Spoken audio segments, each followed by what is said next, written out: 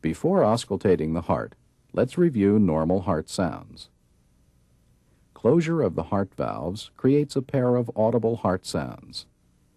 The first sound, S1, accompanies mitral valve closure.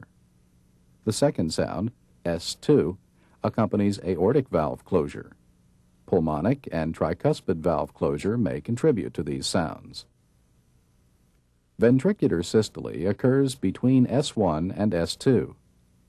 Ventricular diastole occurs between S2 and the next S1. Because diastole usually lasts longer than systole, you can identify the two sounds. 1, 2, 1, 2, 1, 2.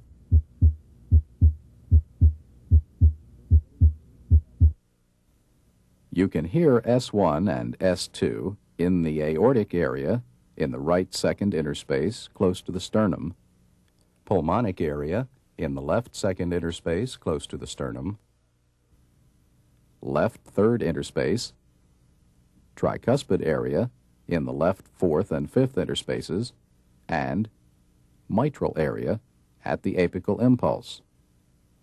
The aortic and pulmonic areas together are sometimes called the base of the heart.